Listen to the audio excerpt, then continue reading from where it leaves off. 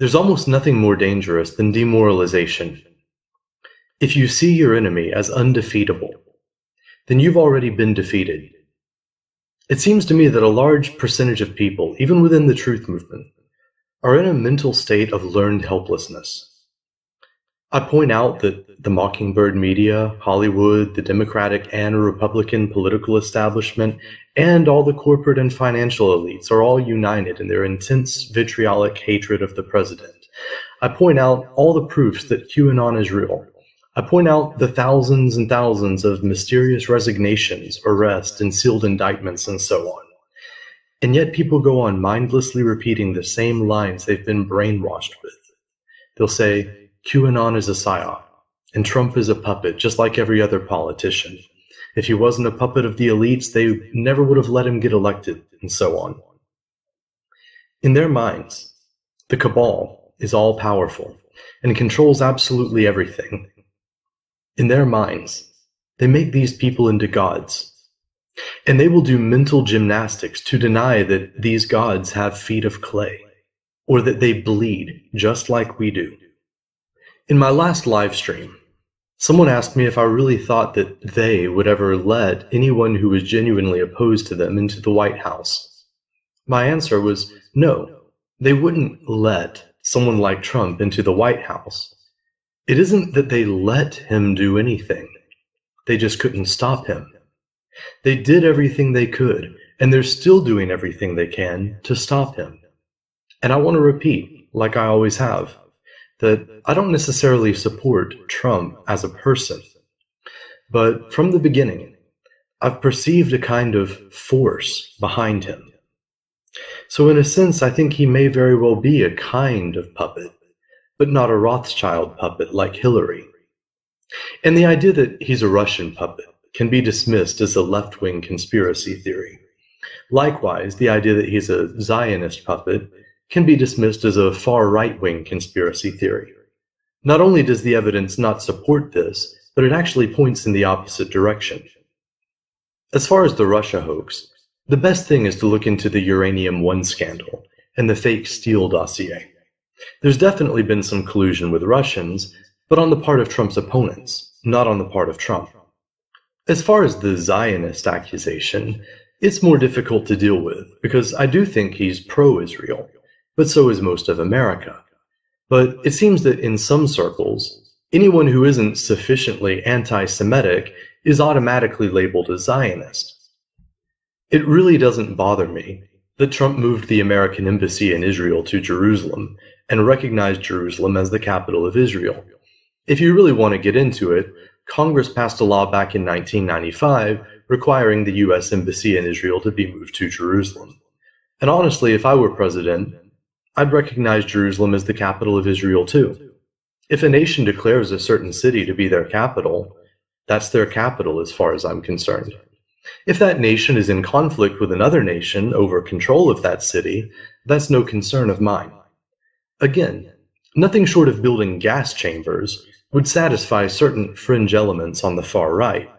But let's take an honest look at whether or not Trump is controlled by the Jews. In terms of foreign policy, the overall trend we see is that he seems to be pulling out of the wars for Israel throughout the Middle East.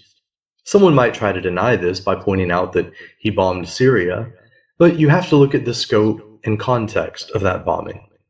His hand was forced, to some extent, by public perception and political pressure after the chemical weapons false flag attack. My opinion is that this limited strike on a Syrian Air Force base was just for show.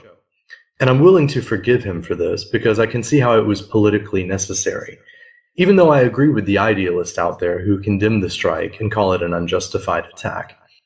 But again, if you look at the overall trend, I think you have to admit that he seems to be withdrawing from the Middle East and putting an end to these wars for Israel. Also related to the Jewish question, I suggest those on the far right take a look at his appointments to the Federal Reserve. Has the Fed become more Jewish or less Jewish under Trump's administration? And it also seems to me that we're probably going to see the Fed audited, restructured, and placed under the Treasury Department. How does this serve the interest of the international Jewish bankers? It doesn't. And again, I could repeat the question, why is the Jewish-controlled media, Jewish-controlled Hollywood, the Jewish-controlled financial sector, and the Jewish-controlled political establishment, both Democrat and Republican, so united in their hatred and opposition to Trump if he's a Rothschild Zionist puppet? Does that add up? And why is he cracking down on all these Jewish-run human trafficking and pedophile rings? I don't think any intellectually honest person who looks at the facts and trends could possibly conclude that Trump is a Rothschild Zionist agent. And I've mentioned before that the Rothschilds seem to be feeling the pain ever since Trump signed that executive order freezing the assets of anyone involved in corruption and crimes against humanity. They've been forced to sell off several of their estates and liquidate many of their assets. And if I'm right that this is the result of Trump freezing a significant portion of their assets, this means he has solid evidence to charge them with corruption and crimes against humanity. We still don't know whose names are on these thousands and thousands of sealed indictments yet, but one thing is undeniable. We're going to see some big things happening in the next several months. And whether you're conservative, libertarian, alt-right, liberal, socialist, or whatever else, unless you're a pedophile, or one of the parasitic elites, or one of their useful idiots, you can't possibly be against the president right now. He's probably the most serious threat to the corrupt global system that we've seen in our lifetimes. Honestly, have you ever seen anyone so viciously attacked by them? Obviously, the assassination of Kennedy and the attempted assassination of Reagan come to mind, but I promise you there have been multiple attempts to assassinate Trump too. Trump is just better protected, fortunately. And the Kennedy assassination actually brings up a good point related to my main topic. Why was it necessary for the CIA to carry out the Kennedy assassination? Think logically. If this secret cabal is all-powerful, and if no one can get into the White House unless they let him, then why did they have to kill Kennedy? If he was such a threat to them that they had to take him out, and they supposedly control all the elections, then why was he in the White House in the first place? Clearly they don't control everything. They don't have absolute power. And their power can be seriously threatened to the point where they have to resort to desperate measures. They can be defeated. And they are being defeated. They bleed. And they will. Stop making these weak, pathetic parasites into gods in your minds. There's not a single one of them that I'd be afraid to step into a cage with and fight in a death match. They're weak, and they're cowards. That's why they hide in the shadows.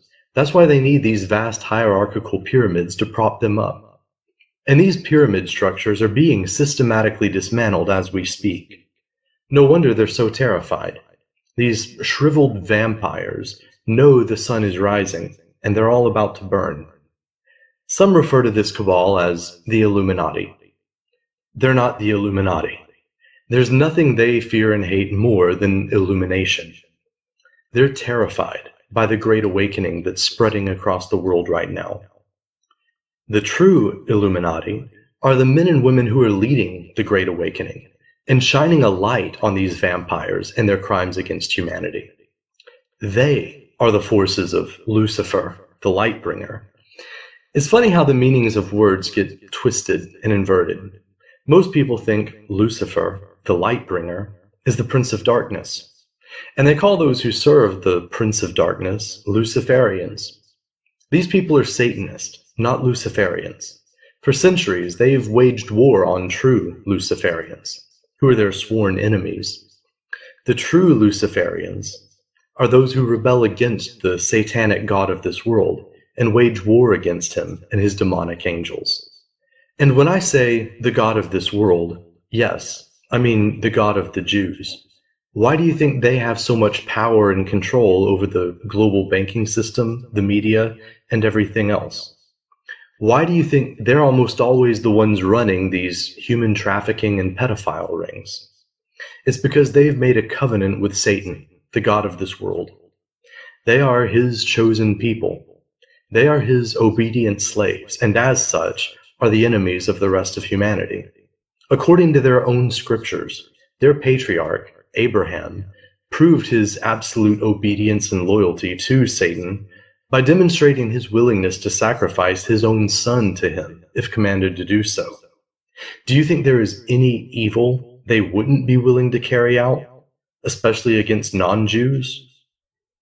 If you want to know who rules over you, simply ask who you're not allowed to criticize. What I've just said is extremely likely to get this video restricted, or possibly even get my channel deleted. So just in case, I encourage you to follow me on some of my other accounts. You'll find links in the description box below. I intend to create a backup channel, but haven't done so yet. I want to be extremely clear here, though.